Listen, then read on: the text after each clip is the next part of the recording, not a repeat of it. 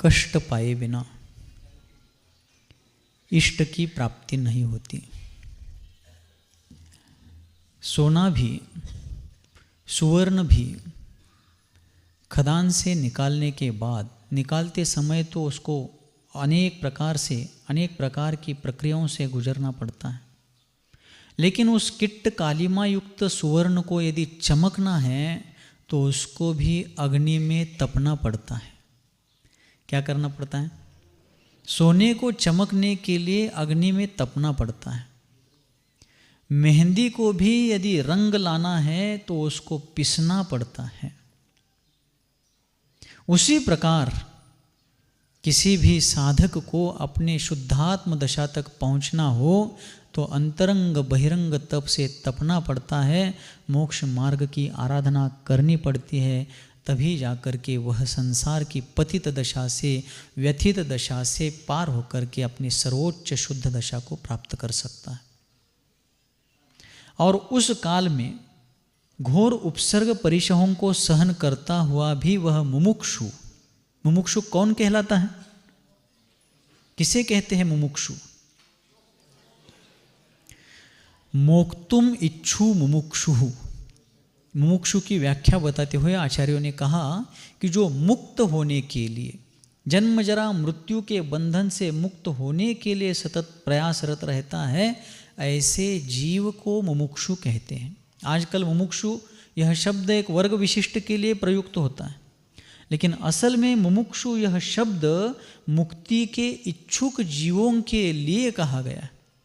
2 प्रकार के जीव होते हैं। कितने प्रकार के? कौन कौन से? उस अपेक्षा से सही है। और 2 प्रकार के हैं। त्रस स्थावर, वो भी अलग है। यहाँ अपेक्षित विवक्षित है मुमुक्षु और उसके उल्टे है बुभुक्षु। मोक्तुम इच्छु मुमुक्षु, भोक्तुम इच्छु बुभुक्षु। जो मुक्त होने के लिए तत्पर है, प्रयासरत है, वे मुमुक्षु है, और जो पंचेंद्रिय विषयों के लिए प्रयासरत है वे बुभुक्षु है। तो मुमुक्षु जीव निरंतर अपनी आत्म साधना करते हुए साध्य को सिद्ध करने के लिए प्रयासरत रहता है, किंतु उसके जीवन में भी अनेक कठिनाइयाँ आती हैं, उपसर्ग परिशह आते हैं, अनेक प्रकार की प्रतिकूलताएं आती हैं, बाधाएं आती हैं। उसी को 22 प्रकार के परिशह के रूप में कहा गया है। आप सभी लोग जानते हैं 22 प्रकार के परिशहों में से कुछ तो जानते ही होंगे। क्षुधा परिशह, तृषा परिशह, शीत परिशह, उष्ण परिशह, दंशमशक यानी जो काटने वाले होते, मच्छर है और भी अनेक प्रकार के ऐसे जीव हैं काटने वाले, मक्खियाँ भिन भिनाती है तब भी तकलीफें होती हैं। ऐसे अनेक प्रकार के परिशह है, लेकिन इन सबसे महत्वपूर्ण जो साधक को साधना के क्षेत्र में भी उन्मत्त बना सकता है, अहंकारी बना सकता है, वह परिशह है सत्कार पुरस्कार परिशह। ऐका लागलाय? कंटाळा आलाय? गोष्ट सांगू? कौन सा परिशह है? मतलब क्या है इसका? सत्कार पुरस्कार परिशह का मतलब है कि प्रबल पुण्य के उदय में सातिशय पुण्य का प्रचंड प्रवाह जब बहने लगता है, जब वह पुण्य उदयावली में आकर के अपना प्रभाव दिखाने लगता है, तब वह साधक जंगल के किसी कोने में बैठा हो, पर्वत की किसी गुफा में विराजमान हो, गिरी कंदराओं में कहीं भी अज्ञात स्थल पर भी हो, तब भी सामान्य मनुष्य ही क्या, इंद्र लोग भी स्वर्ग की सीढ़ियाँ उतर करके उनके चरणों में नम्रीभूत होते हैं। लेकिन उस दौरान बड़े बड़े लोग, राजा महाराजा सम्राट चक्रवर्ती और भी प्रभावशाली प्रतापशाली लोग भी या जन सामान्य भी आकर के उस साधक की साधना, उनका ज्ञान, उनकी आराधना, उनका व्यक्तित्व, उनकी मनोज्ञता आदि देख करके जब उनकी प्रशंसा करते हैं, स्तुति करते हैं, तब वो ही साधक उसमें टिक पाता है जो समता भाव का उपासक है, निंदा और स्तुति में साम्य भाव रखता है।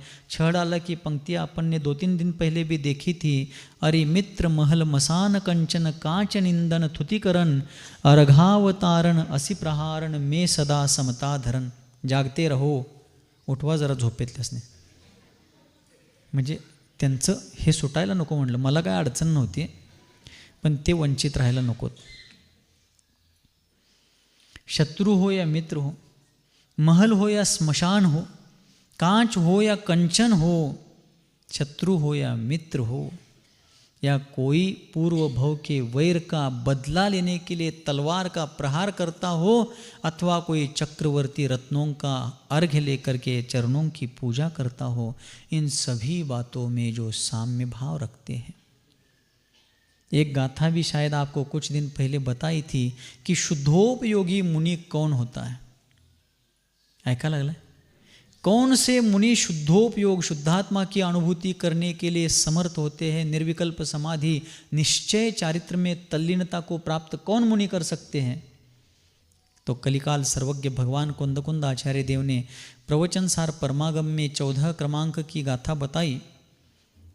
वे कहते हैं, सुविदित पदत्त सुत्तो संजम तव संजुदो विगद रागो समनो समसुह दुखो भनिदो शुद्धोव ओगोत्ती. अर्थात पदार्थ, कौन से पदार्थ? जीवादि 9 प्रकार के पदार्थ हैं.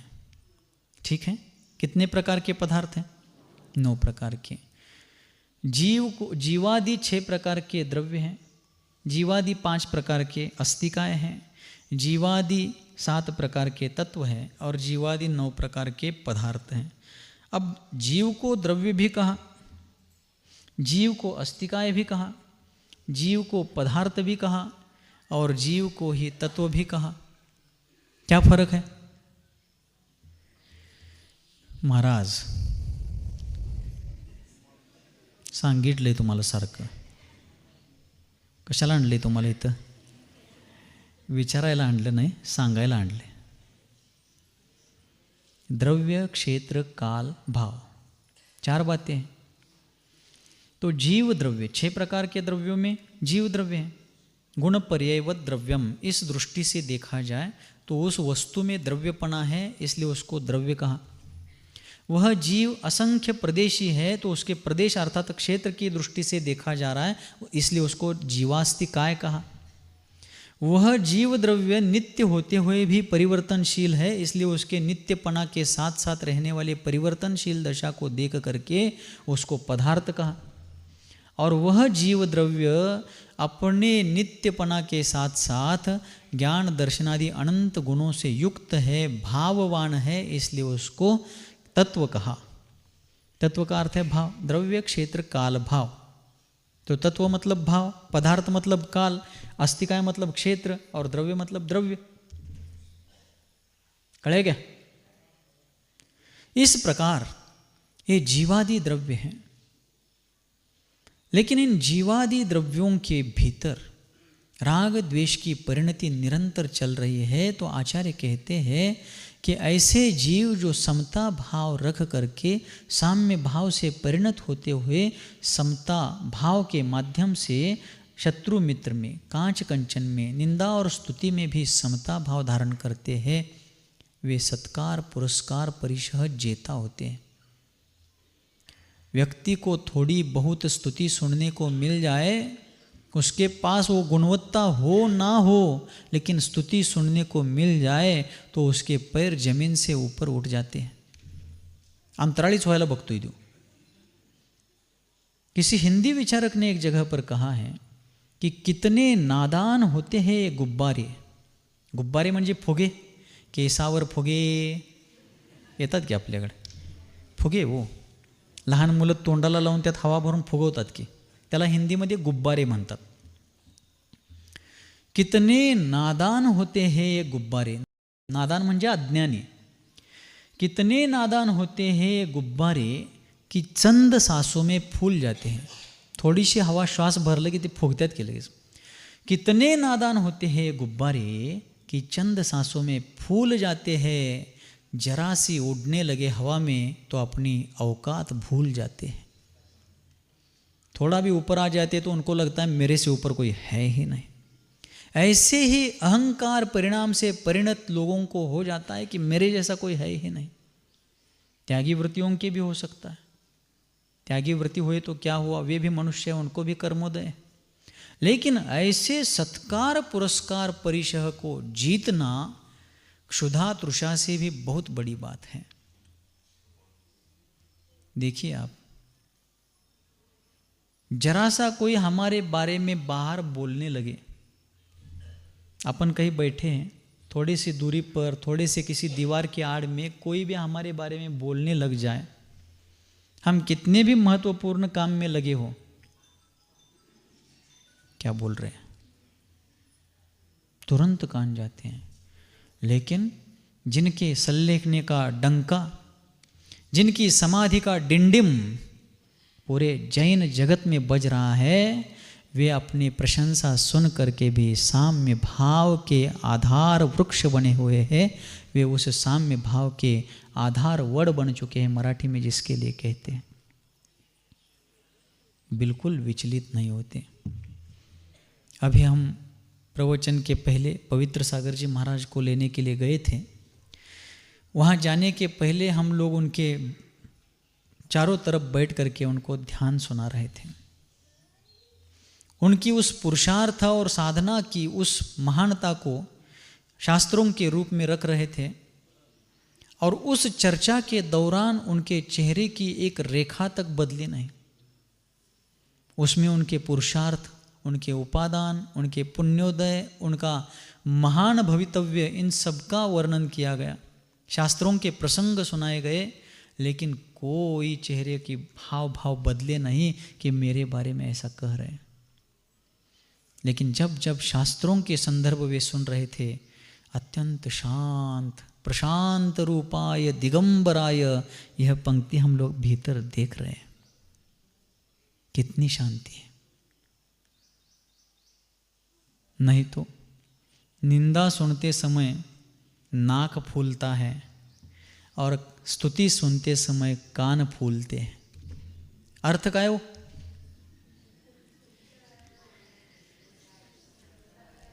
यदि हम हमारी निंदा सुनते हैं तो नाक फूलने लगते हैं। फूलने लगते हैं म्हणजे फुसफुसायला चालू होते लगेच, फास फुस फास फुस चालू होते लगेच। होतंय का नाही? खरं सांगा, शेजाऱ्यांची शपथ आहे तुम्हाला, होत नाही? कोण पण या रे दाळाखे या विधाऊ कर्याव ना इकडे चालू आहेत नोट लगेच। जरा कोण आमची निंदा केली, नाक असं फुसफुसायला चालू होते, और स्तुति सुनते समय कान फूलने लगते हैं।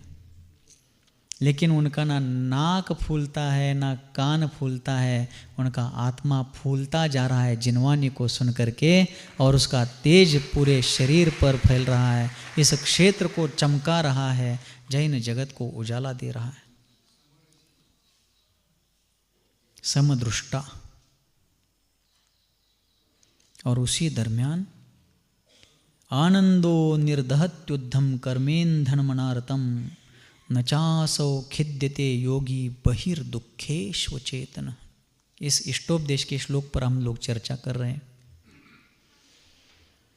लघु शंका करते समय, आते जाते ले जाते समय, उठते बैठते समय दुर्बलता के कारण उनको भी पीड़ा होती है, लेकिन उसमें वे अचेतन बन जाते हैं। मतलब उस शारीरिक व्यथा वेदना की तरफ, कोई रोगात्मक व्यथा वेदना नहीं उनको, लेकिन दुर्बल काया में हाथ नहीं, उंगली हिलाना भी कठिन हो जाता है। लेकिन आज भी भगवान का अभिषेक देखने के लिए उतनी देर तक बैठते हैं। 3 बार भगवान का दर्शन उनको कराया जाता है। लेट करके भगवान का दर्शन नहीं करते हैं, पूरे उठ करके बैठ करके, और सिर्फ बैठ करके नहीं, अपना माथा प्रभु के चरणों पर रखते हैं और हे भगवान कहते हैं। उस समय भगवान का दर्शन करते समय पूरी सचेतना है, पूरी जागृति है, लेकिन अपनी शारीरिक वेदना को व्यक्त नहीं करते। वेदना किसी भी प्रकार की रोगात्मक ना होते हुए भी दुर्बलता के कारण, क्षीणता के कारण जो कुछ भी होती है, फिर भी उसमें वे अत्यंत सहनशील है। पूर्ण संयम के साथ साधना चल रही है, और उसी दौरान अत्यंत क्षीण ध्वनि में हम सभी लोगों ने सुना, वे बोले, ये सब ध्यान साधना जब चल रही थी, उसके पूरे होते समय वे बोले, आचार्य शांति सागर जी महाराज, आचार्य सन्मति सागर जी महाराज, आचार्य विद्यासागर जी महाराज के कितने उपकार है। देखिए, आज उनकी इतनी स्तुति चल रहे हैं, अपने बारे में कुछ नहीं बोल रहे हो। अपने गुरुजनों के प्रति आज भी उनके हृदय में कितनी गरिमा है। एक पंक्ति आपको बताई थी मैंने विद्यानंदी आचार्य देव की, नहीं कृतम उपकारम साधवो विस्मरंती। जो सज्जन लोग होते हैं, वे अपने ऊपर किए गए उपकारों को कभी भूलते। उदाहरण क्या दिया था महाराज?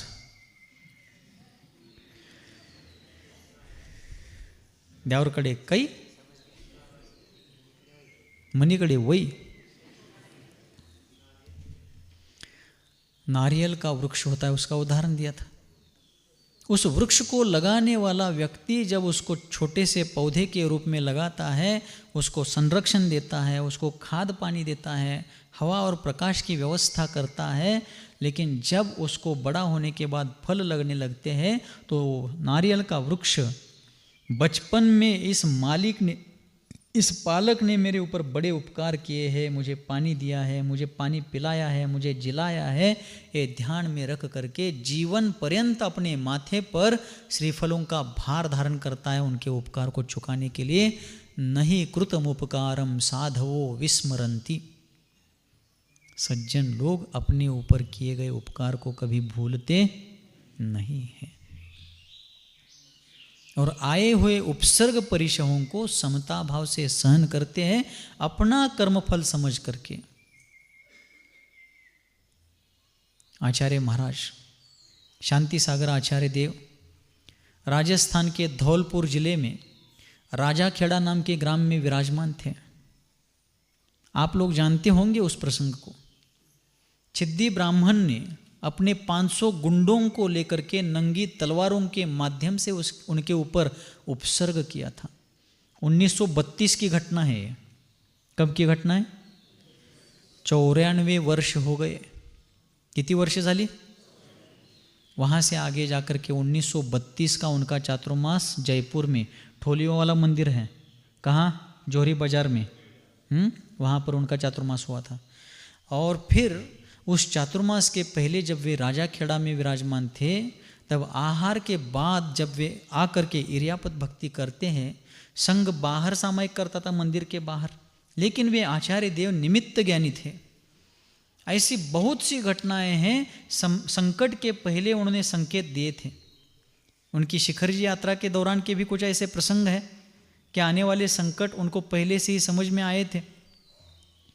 तो जब छिद्दी ब्राह्मण का उपसर्ग जिस दिन होना था, उसी दिन आहार के बाद उन्होंने समस्त श्रमण संघ को बताया कि आज कोई भी बाहर बैठ करके सामायिक नहीं करेगा, सभी लोग अंदर बैठ के सामायिक करें।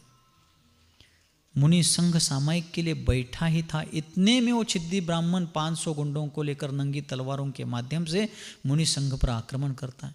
श्रावक जन आहार दान करके मुनि संघ को मंदिर में छोड़कर थोड़ी देर बैठकर दर्शन करके घर की तरफ गए ही थे, इतने में इतना बड़ा उपसर्ग आया था। तुरंत लोग दौड़ करके आ गए। कितने ही लोग हताहत हो गए, जख्मी हो गए, लेकिन मुनि संघ को किसी भी उन श्रावकों ने एक खरोंच तक नहीं आने दी। जब पुलिस को बुलाया गया, उन लोगों को पकड़ा गया और पुलिस अधिकारी ने आचार्य महाराज के सामने आग्रह किया कि हे तपस्विन, हे नरपुंगव, इसने आप जैसे महात्मा के ऊपर ऐसा घोर उपद्रव किया है, आप बताइए कौन सा दंड देना है। आप जो दंड कहेंगे हम उनको देंगे, कानून जो कुछ भी कहता होगा, लेकिन आपके जैसे संतों के ऊपर इन्होंने उपसर्ग किया है तो इनको आप कहेंगे वो दंड देंगे। पुलिस अधिकारी साधु संतों के प्रति तो श्रद्धावनत थे, किंतु जैन साधुओं में और अन्य कुपित होने वाले, शाप देने वाले, वरदान देने वाले साधुओं में कितना अंतर होता है उससे अपरिचित थे। उनको लगा कि ये भी कुछ क्रोधित होकर के, गुस्से में आकर के कुछ ना कुछ दंड सुनाएंगे, लेकिन वे सिर्फ सागर नहीं थे, शांति के सागर थे। ये उन पुलिस अधिकारी को बाद में पता चला।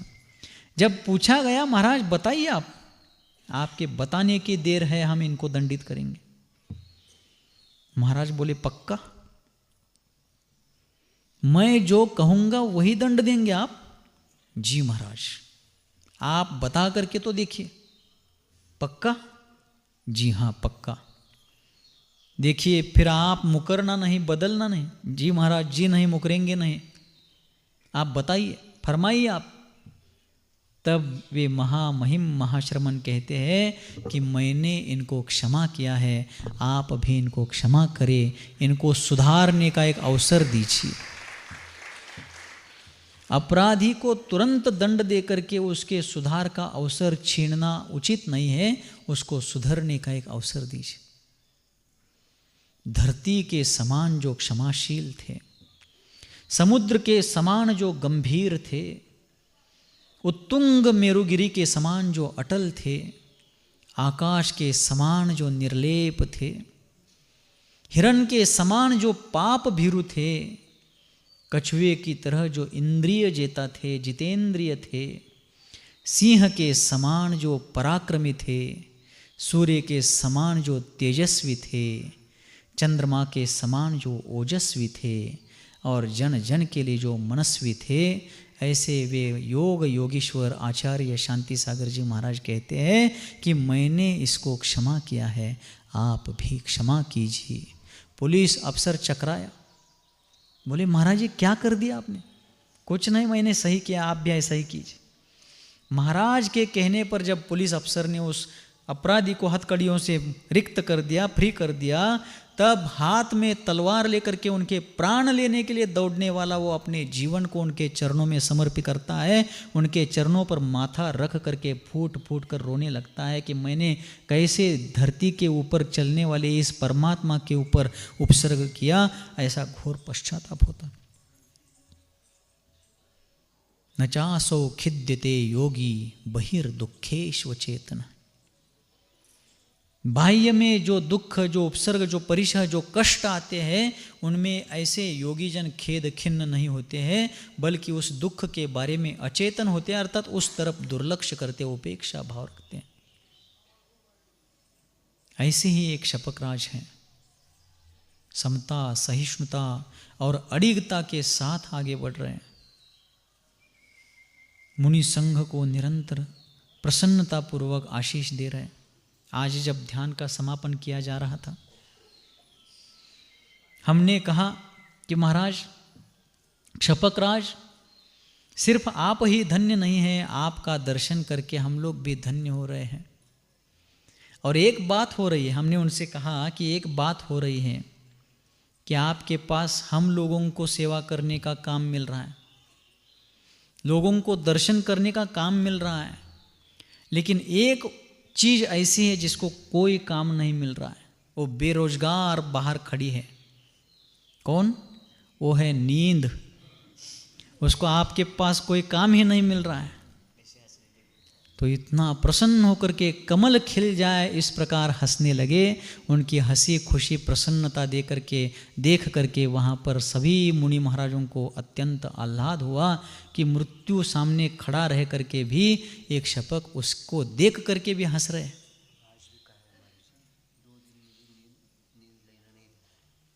और आज मैं नहीं था उस समय, लेकिन महाराज के सामने उन्होंने कहा कि अब 2 दिन मुझे सोने नहीं देना है। वो सो ही नहीं रहे हैं, लेकिन कदाचित मुझे तंद्रा निद्रा आ भी जाए तो आप लोग मुझे जगाते रहिए। सारा विश्व मोह की निद्रा में नींद ले रहा है। एक कहावत है हिंदी में, घोड़े बेचकर सोना।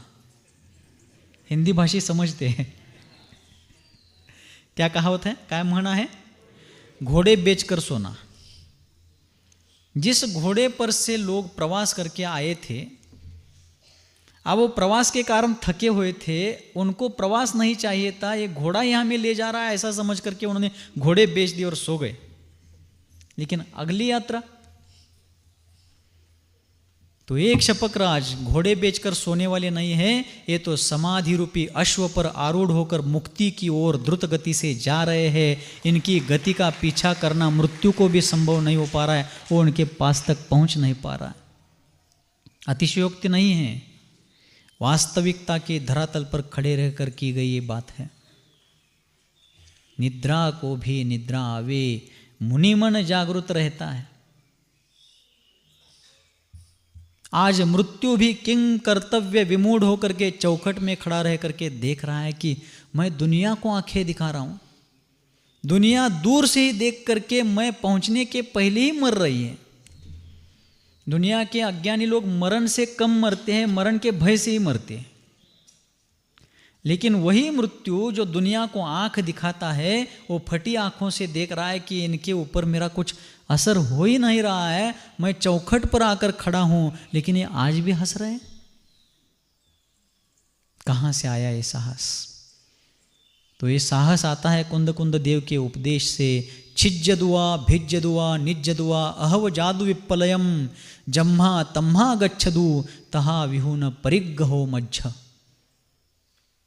इस देह को छेदा जाए, भेदा जाए, घसीट कर कहीं ले करके क्यों ना जाया जाए, अथवा ये देह प्रलय को क्यों ना प्राप्त हो, फिर भी इस विश्व में परमाणु मात्र पर द्रव्य रूप परिग्रह मेरा नहीं है। इस प्रकार की जो भीतरी श्रद्धा उत्पन्न हुई है, वह श्रद्धा ही उस मृत्यु को डरा रही है कि तुम आ भी जाओ, क्या कर लोगे? जिसको तुम यहां मिट्टी में मिलाओगे वो मेरा है ही नहीं। उसको बनाने की प्रक्रिया मैं गर्भ में आने के बाद शुरू हुई थी। शरीर को बनाने की प्रक्रिया जीव के देह मां के गर्भ में आने के बाद शुरू हुई थी, और इसको मिटाने जलाने की प्रक्रिया मेरा इससे जब गमन होगा तब होगी। मुझे क्या फर्क पड़ेगा? न मे मृत्यु कुतो भीतिर न मे व्याधि कुतो व्यथा, ना हम बालो न वृद्धो हम न वैतानि पुद्गले। बैठकर बताना बहुत आसान है, लेकिन इसको प्रैक्टिकली करना बहुत कठिन है। कोल्हापुर जिले में एक गांव है, शिरोळ तहसील में, नहीं बताऊंगा नाम मैं। वहाँ पर एक बुजुर्ग व्यक्ति बहुत बीमार हो गए थे, उम्र दराज हो गए थे, वयस्क हो गए थे। एक व्रती व्यक्ति पता चलने पर उनके यहाँ पहुँचे और उनके सामने बैठकर नमोकार मंत्र बोलने लगे। ध्यान से सुनना है, नमोकार मंत्र बोलने लगे। जब उस व्रती व्यक्ति को नमोकार मंत्र सुनाता हुआ उस व्यक्ति ने देखा, जो बिस्तर पर लेटे थे उन्होंने देखा कि ये व्रती व्यक्ति उनके ही गांव के थे, मुझे नमोकार मंत्र सुना रहा है। देख करके उनको इतना क्रोध आया, एक गाली दे दी उन्होंने। गाली नहीं बता रहा हूं मैं, नंतर महाराज ये भी करता है क्या तुम्हें म्हणणार नहीं। उस व्यक्ति ने गाली पहले दे दी और कहा, क्या मैं मर रहा हूं, मुझे नमोकार मंत्र बता रहे हो? मृत्यु ने आकर के जिसका गला पकड़ा था वो कह रहा है क्या मैं मर रहा हूं, तुम मुझे नमोकार मंत्र बता रहे हो। लोगों की ये धारणा है कि शायद नमोकार मंत्र मरते समय ही बताना होता है, जीवन में उसका कोई काम नहीं है, उसकी कोई भूमिका नहीं है, उसकी कोई आवश्यकता नहीं है। लेकिन ये कह रहे हैं कि 2 दिन अब मुझे सोने नहीं देना है। कैसी अलौकिक साधना है निर्घ्रंथ दिगंबरों की, जिन्होंने संपूर्ण विश्व को एक संग्रहालय की तरह देखा, दृष्टा बनकर के इस विश्व को देखा है। वे अब नींद को ही नहीं, मृत्यु को भी साक्षी भाव से देख रहे हैं कि वो आ रही है, निकट आ रही है। लेकिन क्या करेगी? मैं तो जन्मता नहीं हूं तो मरूंगा भी नहीं, मैं अजन्मा हूं तो अमर भी हूं। हाँ, जन्म मरण होता है पर्याय रूप से, द्रव्य रूप से ना जन्म होता है, द्रव्य रूप से ना मरण होता है। द्रव्य अनादि अनंत है, द्रव्य अनुत्पन्न है, अविनाशी है। द्रव्य का द्रव्य रूप से उत्पत्ति भी नहीं होती है और द्रव्य का द्रव्य रूप से विनाश भी नहीं होता है। द्रव्य का पर्याय रूप से उत्पत्ति होती है और द्रव्य की पर्याय रूप से ही विनाश लीला होती है। लेकिन द्रव्य अपने द्रव्य और गुणों के रूप से अनादि अनंत है, पर्याय के रूप से अनादि शांत भी है, सादि अनंत भी है, सादि शांत भी है, इत्यादि 4 प्रकार की पर्याय बताई है। अनादि अनंत, अनादि शांत, सादि शांत, सादि अनंत, ऐसी 4 प्रकार की पर्याय बताई। अलग अलग दृष्टिकोण से अलग अलग कथन आता है शास्त्रों में, लेकिन सभी का आपस में तालमेल है, कहीं पर भी पूर्वापर विरोध नहीं है। इसलिए बहिर्दुखेष्व चेतन, एक ही प्रसंग बता करके बात पूरी कर रहा हूं, समय बहुत हो चुका है। एक साधु निर्घ्रंथ दिगंबर वे मुनि महाराज अत्यंत साम्य भाव के आराधक थे, वीतरागता के उपासक थे, संयम के मेरु थे। ऐसे एक मुनि महाराज जिनको नदी के पार जाना था, लेकिन उस नदी पर वहां पर कोई सेतु नहीं था, ब्रिज नहीं था, पुल नहीं था। वे बैठ गए नौका में। अपवाद रूप से अब जब नाइलाज होता है तब कभी कभी ऐसे प्रसंग आते हैं। वे महाराज नदी में नाव में बैठ गए, लेकिन नाविक ने तुरंत नाव को हाँकना प्रारंभ नहीं किया। और कुछ प्रवासी चाहिए थे, उसको पैसे चाहिए चरितार्थ के लिए। कुछ प्रवासी के रूप में कुछ युवा वर्ग के लोग आकर के उस नौका में बैठ गए, नौका चलाना प्रारंभ कर दिया। नदी बहुत चौड़ी थी, फार रुंद नदी होती। जब नदी चलाना प्रारंभ हो गया तो उन युवाओं को कुछ उन्मत्तता उत्पन्न हुई, कुछ मजाक करने की दुर्बुद्धि सूझ गई और उन्होंने उन दिगंबर मुनिराज का महात्म्य न समझ करके उनकी हंसी उड़ाना, उनको नाना प्रकार से तकलीफ देना प्रारंभ किया। नाविक बेचारा पाप भीरु था, वो समझाता रहा कि ऐसा मत करो, इस तपस्वी के साथ ऐसा अभिनय मत करो वगैरह वगैरह, लेकिन खौलता खून था, दौड़ता खून था, सुना नहीं उन लोगों ने। जब वो बहुत हो गया कि उन युवाओं ने उन मुनि महाराज को उठाकर नदी में डालने का प्रयास किया, उसी समय इस आतताई प्रवृत्ति को देख करके, इस आतंक को देख करके नदी की जल देवता प्रकट होती है।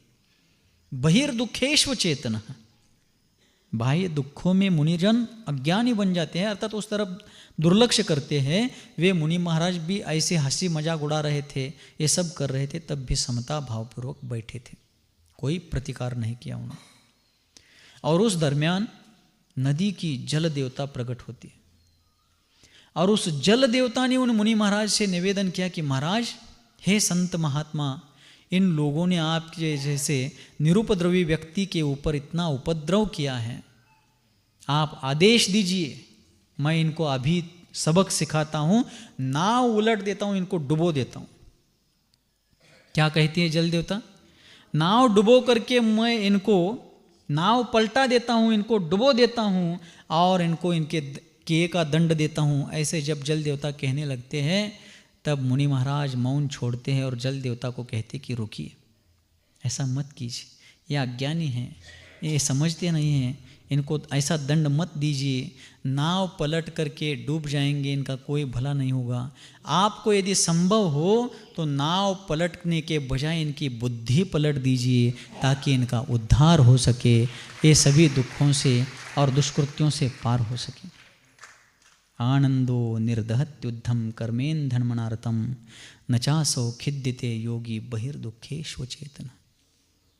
ऐसे योगी महाराज आज उनका सौम्य और प्रसन्नतापूर्वक एक आनंद का, हंसने का वो प्रसंग आपको देखने मिलना चाहिए था, हमें लग रहा है, लेकिन आपका पुण्य उतना नहीं था, क्या करें। लेकिन इतनी प्रसन्नता, इतना उत्साह, उनके उत्साह ने मृत्यु को उत्सव बना दिया है। ऐसी लोकोत्तर साधना हम लोग भी कर सके, ऐसी प्रेरणा हम उनसे लेवे और अपने जीवन को सार्थक बनाएं।